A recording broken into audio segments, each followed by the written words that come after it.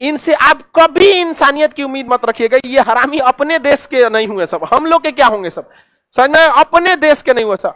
घर में घुस घुस मार दिया सब वहां के लोगों को। अब यहां के लोग पूरी तरह से त्रस्त हो गए। शेख मुजीबुर रहमान को यहां बंदी बना लिया गया।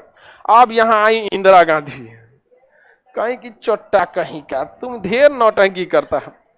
तुरंत बुलाई मानेकशा को, सैम हारमूस जी, प्रेम जी, जमशेद जी मानेकशा पूरा नाम था उनका, हमारे सेनापति थे वो मानेकशा साहब। कहे कि युद्ध करिए, मारिए इसको। मानेकशा कहे कि नहीं, युद्ध कर ही नहीं सकते, अभी हम तैयार ही नहीं है, बरसात बाद ही युद्ध होगा। क्योंकि मानेकशा, इनको तो आइडिया नहीं था इंदिरा गांधी को, इनको चुनाव का आइडिया, युद्ध का आइडिया तो सेनापति को होता। वो कहे कि बरसात का समय है, जून का महीना, आप कैसे कर दीजिए युद्ध, कोसी नदी बाढ़ लाएगी, महानंदा बाढ़ लाएगी, यहाँ पे ब्रह्मपुत्रा में बाढ़ आया रहेगा, पूरा बांग्लादेश दौड़ जाएगा, हम जाके मरेंगे वहां पे, नहीं लड़ेंगे।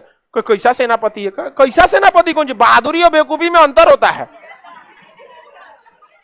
इंदिरा गांधी कहेगी था, बताइए लड़ना कब है आपको। मानेकशा ने कहा था कि जब लड़ाई होगी ना तो लड़ाई लंबी चलेगी। हम चाहेंगे कि लड़ाई लंबी ना हो, लेकिन लड़ाई खींच जाती है लंबी, क्योंकि जितना हम प्री प्लान करके जाते हैं उतना होता नहीं है, हो सकता है लंबे हो जाए। तो इस बीच जब तक बरसात नहीं खत्म हो जाता है, आप अंतर्राष्ट्रीय दौरा कीजिए और अपने गुटों को मजबूत कीजिए कि युद्ध के समय जब अंतर्राष्ट्रीय दबाव आए तो आप कैसे झेलिएगा वहां पर। इंदिरा गांधी ने कहा कि अच्छा ही बात है। तो मानेकशा ने याद दिलाया, याद कीजिए आप लोग को, जब रूस फंस गया था श्रीलंका में, उसका दिमाग काम नहीं कर रहा था, तो भारत ने वहां से अमेरिका को खदेड़ने में मदद किया था लिट्टे के थ्रू। यहां पर आप रूस से संबंध को ठीक कीजिए, और इधर हम अपनी सेना को ट्रेनिंग देते हैं, और इस समय सेना ट्रेनिंग भी ले लेगी यहां पर, और साथ में उधर बरसात भी खत्म हो जाएगा। इस बीच यहां शेख मुजीबुर रहमान और बंगाली लोग पूरे भड़क चुके थे, और उन लोगों ने अपनी एक सेना बना लिया, मुक्ति वाहिनी। और उस मुक्ति वाहिनी को हथियार कौन दे दिया, भारत। ट्रेनिंग कौन दे दिया, भारत। अब मुक्ति वाहिनी तैयार। बरसात का समय बीत गया, ठंडी का दिन आ गया, दिसंबर का महीना था। अचानक से यहां आगरा एयरपोर्ट से, गोरखपुर एयरपोर्ट से, बागडोगरा एयरपोर्ट सिलीगुड़ी से अचानक एयरफोर्स के विमान हवा में उड़ते हैं और तहलका मचा देते हैं। कहां पर, पूर्वी पाकिस्तान में।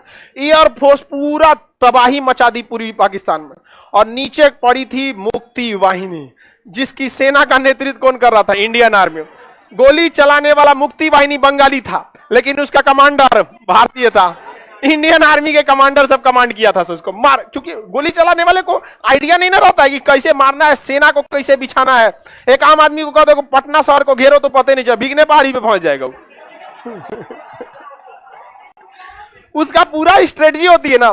तो सेना का कमांड कौन कर रहा था, इंडियन आर्मी, और लड़ कौन रहा था, मुक्ति वाहिनी।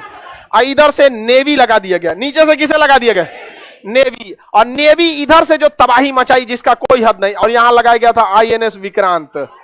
आईएनएस विक्रांत जो था उसी की जगह दूसरा बनाया गया, आईएनएस विक्रांत 2।